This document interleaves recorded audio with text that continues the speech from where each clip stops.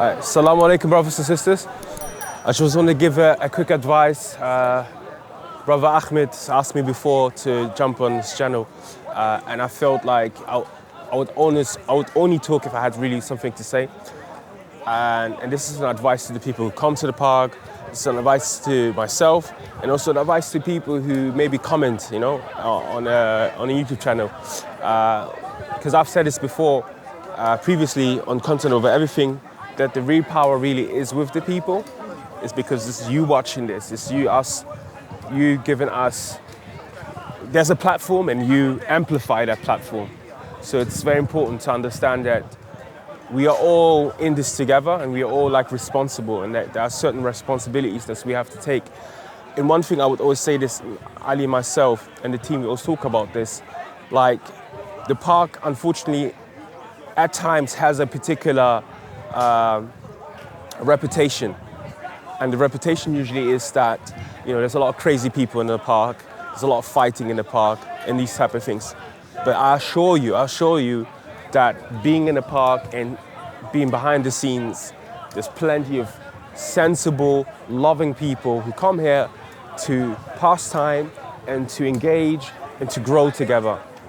In a sense, it is a community. It's a massive community of people, and that includes someone like, and as much as we may not like it, someone like Hatun, Bob, or other individuals, we're all in a way a community. And you can look at the definition of a community, because there are certain things that we've agreed upon here, and then every now and then you do see people crossing those boundaries. But what I really wanted to say was this, man, is that it is a privilege. There's hundreds of thousands of people who watch Speaker's Corner every week. So this is a privilege for anyone who comes here, that you can talk to people, that you can convey the messages, you can debate, intellectual stimulation. Allah has given you that privilege, and you're talking about Islam. In the past, the greatest of the greatest human beings were doing this, and you are all part of that line. So when you come over here, do your debates, use all argumentations that you can use to defend your position. But I would always say this, man, control and akhlaq. Every single Muslim out there knows what akhlaq is. Mannerism. My dawah, wallahi, yeah, I know all the argumentations. Okay, I know all of them. But I have intentionally, I said, you know what? My dawah is going to be the way I behave to human beings, because that's far more greater testimony than all the sentences I can string together. I could be the slickest person making the most amazing arguments, but if I behave like an animal, if I behave arrogantly, then what? Everything that comes out of my mouth is worthless. Because at the end of the day, human beings are human beings, and human beings, there's tendencies that we have when we communicate with someone, that we're drawn to people who are more sympathetic, empathetic, some people are more just cool to be around with, very easy to be around with. And I recall that there are hadiths like this, that the Muslim is the one that his brother and his surroundings, the tongue is safe from and his hands are safe from. So there's absolutely no business for anyone to come here and fight. I see you guys, I've seen people fight here before. I've seen people swearing, and I've seen people, wallahi, Allah's my witness. About 3 weeks ago, I saw a brother, I was talking to a Christian, he goes to me, you see, pointing to me, the brother's pointing to me. He says, wallahi, he cares about you, I don't care about you. You're filthy so-and-so. Nah, my bro, I'm sorry. That's not what this park is about, bro. Especially, bro, if you're saying you're a Muslim. Especially if you say you're Muslim. When you utter that word, I'm a Muslim, the responsibility that comes with it. The moment you say I'm a Muslim, my bro, anything you do, people are going to refer back to Islam. And that's actually a very beautiful thing, because in the past and even now, whenever Muslims are mentioned, the religion comes after it.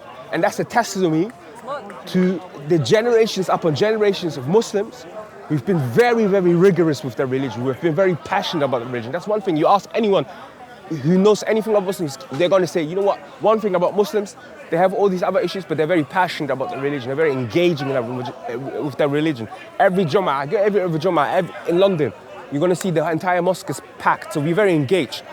But why stop there? Go extra mile further, trying to figure out what the Prophet did, sallallahu alaihi wasallam, and how he was behaving. You know, the Christians have the saying, and it's a very good saying. They say, what would Jesus do? And I feel like Muslims, we should develop something similar. With what would the Prophet do? Would he insult back? Would he say, I don't care about you? If you say you don't care about anyone, don't say you're Muslim. Don't talk about something else. Another thing is what I would encourage people to do is, please, for anyone who comes here, study. You have to study on a weekly basis, my bro. I've said this many times. You can't just come here, throw two things that you heard over there, but you don't have them. No, you have to study. Which means at least, you know, fact check the stuff that you say, fact check what people say to you, go back. And that's the task for that week, you know.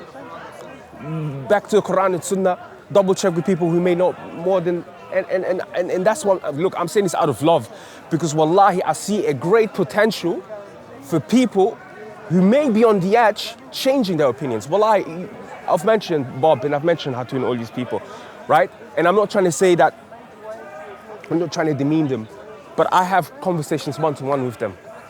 I try to maintain a relationship, because at the end of the day, we're not a Mecca, okay? This is not the Meccan period. I don't know why people say this. We're not a Mecca.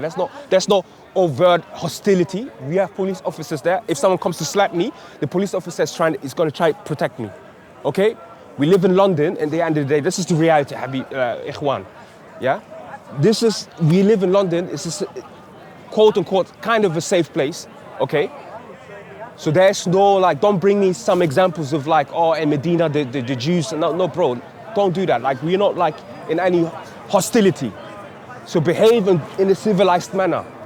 We're all civilians here. We're all civilians, and most of us are citizens.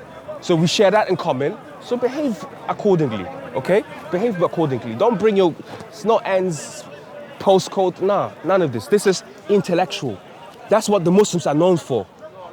It's the akhlaq, the mannerism, and the intellectual powerhouse. And unfortunately, sometimes I feel like we don't pay justice to the great giants of the past. We like to say Quran and Sunnah, but we like to say Quran and Sunnah when it comes to argumentation, but Quran and Sunnah when it comes to mannerism, we don't have it.